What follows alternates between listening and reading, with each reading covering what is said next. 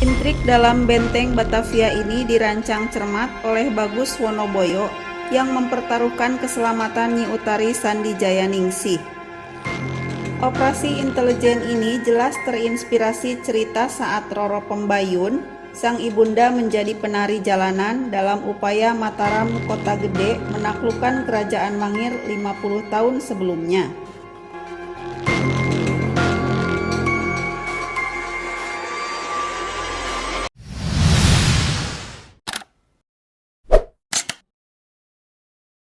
Nyimas Utari adalah telik sandi atau agen intelijen Kerajaan Mataram yang diberi tugas oleh Sultan Agung Hanyokrokusumo untuk membunuh Gubernur Jenderal VOC pertama Jan Pieterszoon Zoen dalam Perang Batavia kedua.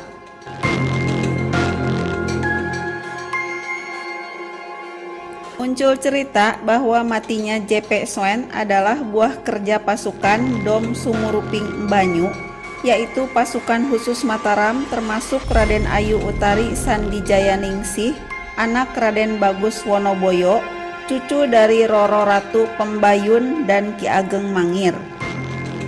Ia saat itu berkamuflase menjadi penyanyi klub perwira VOC kesayangan JP Zoen di dalam kastil. Begitu dekatnya hingga mereka memiliki akses ke kastil dan bergaul dengan Eva Men, istri Zoen dan anak-anaknya. Kisah ini tertuang di Babad Tanah Jawi.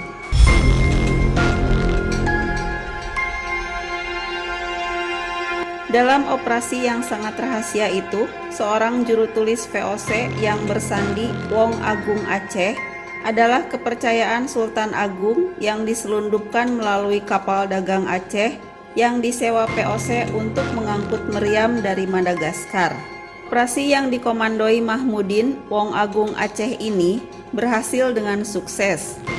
Setelah Raden Utari Sandijayaningsih mampu meminumkan racun arsenikum pada Eva Men dan mengakibatkan istri JP Zoen beserta anak-anaknya itu meninggal. 4 hari berikutnya giliran dia menggoda JP Zoen dalam pesta mabuk-mabukan, dan JP Zoen yang tidak biasa minum sampai mabuk, lupa dan lengah sehingga berniat memperkosa Raden Ayu Utari Sandijayaningsih dalam kamarnya. Dalam keadaan mabuk, JP Zoen tidak melihat bahwa Mahmudin menyelinap masuk ke dalam kamar JP Zoen dan membunuhnya. JP Zoen tewas karena kelengahan dan kehilangan kewaspadaan. Tugas itu berhasil dia jalani. Guna bukti kesuksesan misi mereka ke Sultan Agung, Nyimas Utari memenggal kepala Zoen dengan menggunakan golok Aceh kepunyaan Mahmudin.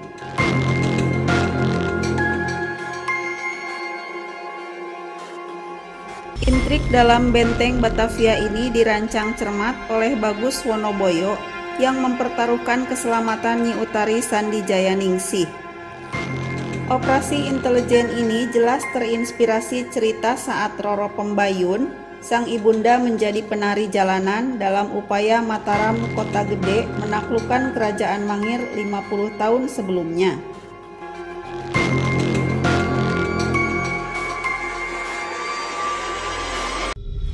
Ki Herman Janutama, sejarawan asal Yogyakarta itu menyebut bahwa pemenggalan kepala Zoen merupakan misi rahasia yang sudah lama direncanakan dengan melibatkan grup intelijen Mataram. Orang sekarang mungkin akan kaget kalau dikatakan militer Mataram memiliki kesatuan telik sandi sendiri. Tapi bagi kami yang akrab dengan manuskrip-manuskrip tua dan cerita-cerita lisan yang diwariskan dari generasi ke generasi, hal ini tidak aneh, ujar Ki Herman. Infiltrasi telik sandi Mataram ke Batavia sudah dirancang sejak tahun 1627. Dengan mengerahkan orang-orang Tumenggung Kertiwongso dari Tegal, Komandan kelompok Intel Mataram, Raden Bagus Wonoboyo, membangun basis di wilayah bantaran Kali Sunter di daerah Tapos. Untuk melengkapi kerja-kerja rahasia tersebut, Wonoboyo mengirimkan putrinya yang memiliki kemampuan telik sandi mumpuni, Nyimas Utari, untuk bergabung dengan agen telik sandi asal Samudra Pasai, Mahmudin, memiliki nama sandi Wong Agung Aceh. Dia kemudian menikahi Nyimas Utari, kata Ki Herman.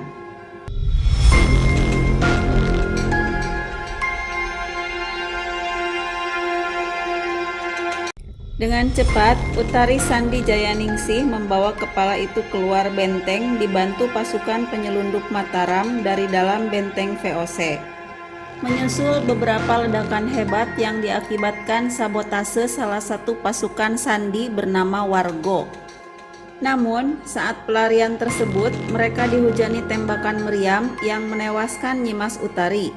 Mahmudin membopong jasad istrinya hingga wilayah Desa Keramat.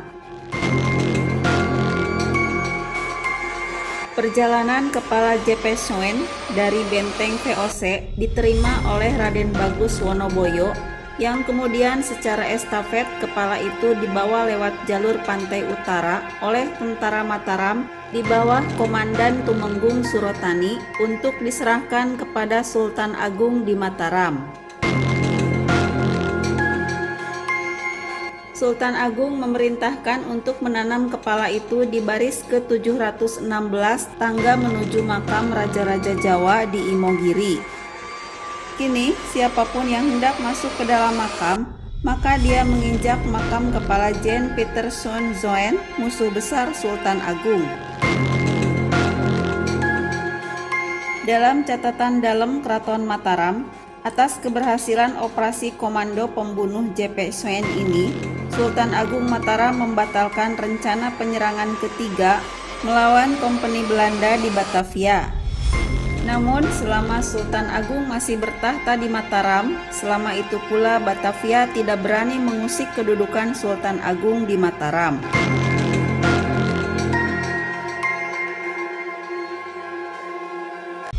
Gempuran tentara Mataram menimbulkan kerugian besar di benteng VOC di Batavia. Bagi VOC, kejadian 20 September 1629 adalah hari kelabu karena meninggalnya pahlawan mereka Jen Peterson Zoen yang sampai sekarang patungnya masih megah di kota Hoorn, Belanda.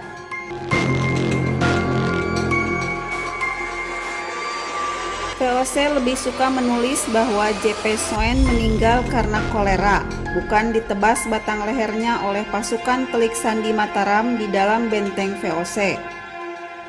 Menurut H.J. de Graaf, sejarawan Belanda dalam puncak kekuasaan Mataram, pada 17 September 1629, Zoen masih terlihat segar bugar saat memeriksa kesiapsiagaan tentaranya untuk mempertahankan Batavia. Pada 20 September malam, dia mendadak jatuh sakit dan sekitar jam 1 malam dia meninggal dunia, tulis de Graaf. Dalam kisah Betawi tempo dulu, Robin Hood Betawi, sejarawan Alwi Sahab, mengutip versi Belanda yang menyebut jasad Soen kemudian dimakamkan di balai kota. Kini Museum Sejarah DKI di Taman Fathahillah dan kemudian dipindahkan ke De Oude Hollandse Kerk, gereja tua Belanda yang kini menjadi museum wayang. Namun sejarawan Sugiman MD dalam Jakarta dari Tepian Air ke Kota Proklamasi meragukan bahwa makam itu berisi jasad Soen. Terlebih menurut arkeolog Chandrian Atahiyat, para arkeolog Belanda memastikan bahwa di makam itu tidak ditemukan jasad berupa tulang belulang saat mereka melakukan penggalian pada tahun 1939.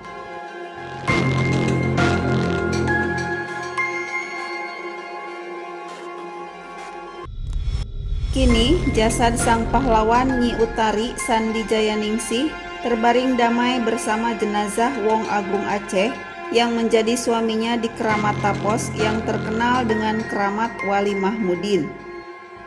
Dinaungi oleh pohon beringin yang tumbuh miring merunduk seolah menghormati tuannya. Pohon beringin besar bergaris tengah 2 meter itu menjadi saksi sebuah episode bisu perjuangan besar pahlawan Tapos Depok.